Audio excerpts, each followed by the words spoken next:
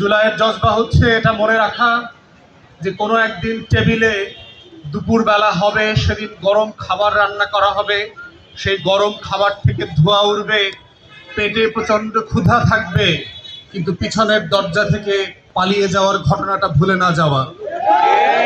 জুলাইয়ের ইতিহাস হচ্ছে লক্ষণ সেন 2024 সালের পুনরুত্থান হয়ে বেগম হয়ে জেন্ডার পরিবর্তন করে শেখ হাসিনার দেবতা অবরূপ আকারে গণভবন থেকে পালিয়ে যাওয়ার ইতিহাস ভুলে না যাওয়া। জুলাইয়ের জজবা হচ্ছে আমাদের 1400 শহীদের রক্তের বদলা নেবার ইতিহাস ভুলে না যাওয়া। জুলাইয়ের ইতিহাস হচ্ছে, জুলাইয়ের জজবা হচ্ছে আমাদের দেয়ালে দেয়ালে আমাদের তরুণরা যে নতুন বন্দোবস্তের কথা লিখে দিয়েছিল, সেই বন্দোবস্তের কথা নতুন করে আবার প্রতিদিন জাতিকে স্মরণ করিয়ে দেয়া। জুলাইয়ের জজবা হচ্ছে আমরা যখন দাবি করেছিলাম চুপ্পুকে বিশ্বাস না করবার জন্য, কিন্তু বিএনপি সরকার তাদেরকে বিশ্বাস করে 2 বছর পর বুঝতে পেরেছে যে চুপ্পু আসলে জিন্দাবাদের লোক না। চুপ্পুকে দিয়ে বক্তব্য লেখায়া সংসদে পড়াইছেন আর মিটিমিটি করে হাসছেন আর বোধ করছেন যে চুপ্পু আসলে বিএনপির হয়ে গেছে। সেটা লন্ডনে চিকিৎসা নিতে যাবার পরেও আপনারা বোঝেন নাই, বুঝতে বুঝতে 2 বছরের পানি খোলা হয়ে গেছে। আমরা বলছি যে দেরিতে হলেও আপনারা যে বোঝেন, এই বোঝাটাও না বোঝার থেকে ভালো।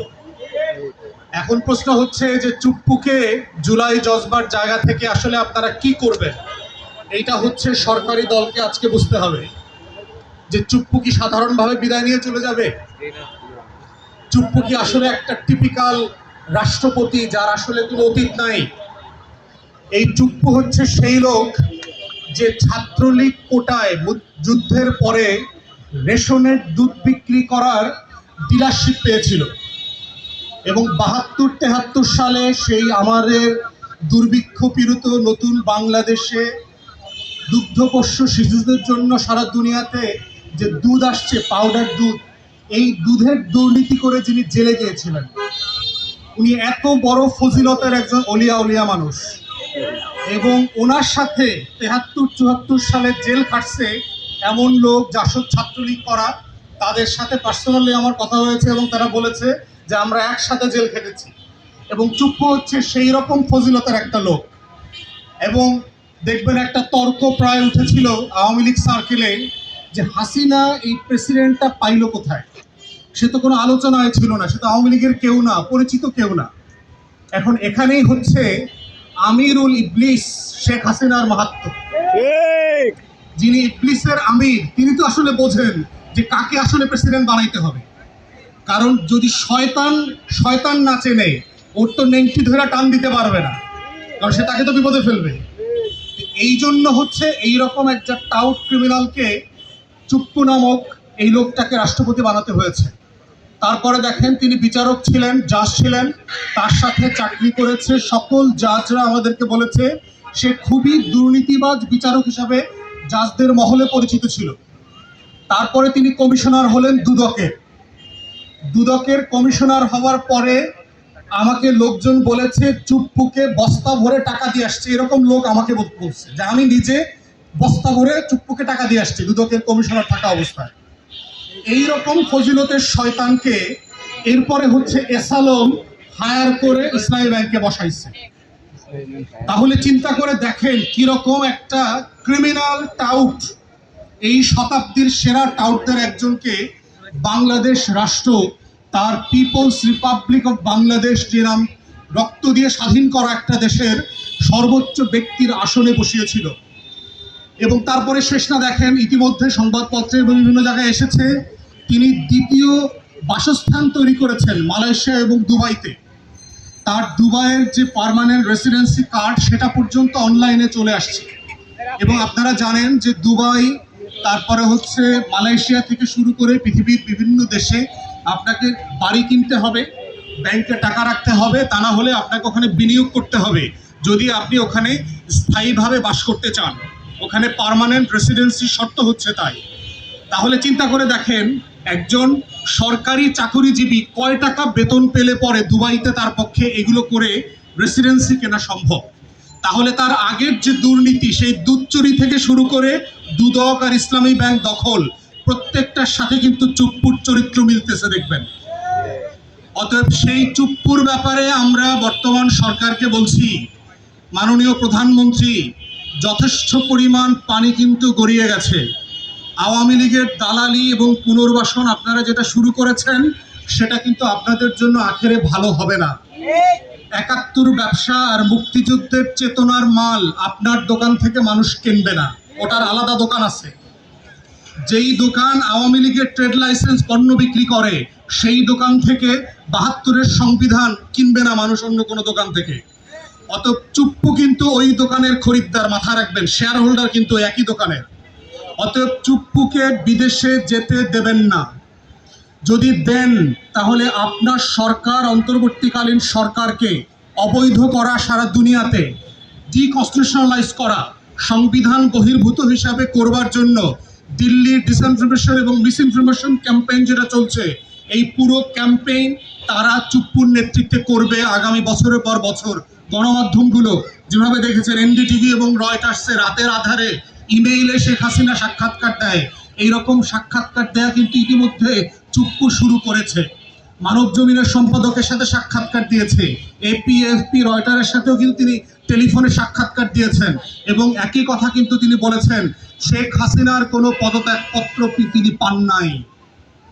তাহলে আপনারা যে সংবিধান রেখে দিয়েছেন, সেই সংবিধান মোতাবেক কিন্তু শেখ হাসিনা এখনো দেশের প্রধানমন্ত্রী, মাথায় রাখিয়েন। কিন্তু আপনারা তো ৭২ সংবিধানের পূজার মণ্ডপ তৈরি করেছেন, এই মণ্ডপে কিন্তু চুপ্পু প্রতিদিন প্রতি রাতে পূজা অর্চনা দেবে শেখ হাসিনাকে প্রধানমন্ত্রী আকারে।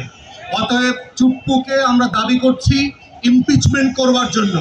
সংসদে কনস্টিটিউশনালি তাকে ইমপিচ করেন, তার বিরুদ্ধে দুদকের তদন্ত করে, এবং ফরেন রেসিডেন্সি তার আছে কিনা, মিথ্যা শপথ নিয়েছিল কিনা, সংবিধান ভঙ্গ করেছে কিনা, প্রত্যেকটা বিষয় তদন্ত সাপেক্ষে তাকে বিচারের মুখোমুখি করা দরকার। তা না হলে যদি চুপ্পুকে আপনারা বিনা বিচারে বাংলাদেশ ছেড়ে চলে যেতে দেন, এর আখেরে গোছানো কিন্তু আপনাদের জন্য ভালো হবে না। আপনারা ১ থেকে ৬-এর কথা মনে রাখেন, 111-এর কথা মনে রাখেন, শেখ হাসিনা সারা দুনিয়াতে কিভাবে ইন্টারন্যাশনাল লবিস্টদেরকে কাজে লাগিয়ে বিএনপি জামাতের সরকারকে জঙ্গি মদতপুষ্ট, জঙ্গি মদতদাতা বানিয়েছিল, ইসলামী ব্যাংক দখল করার তত্ত্ব হাজির করেছিল, বাংলাদেশে সন্ত্রাসবাদ ফিরে আসছে, দিল্লির নিরাপত্তা তৈরি হয়েছে, সংকট তৈরি হয়েছে, এই বয়ান তৈরি করেছিল। এই বয়ান আবার বাংলাদেশে চুপ্পুর ঘাড়ে করে সারা দুনিয়ার মিডিয়াতে ফিরে আসবে।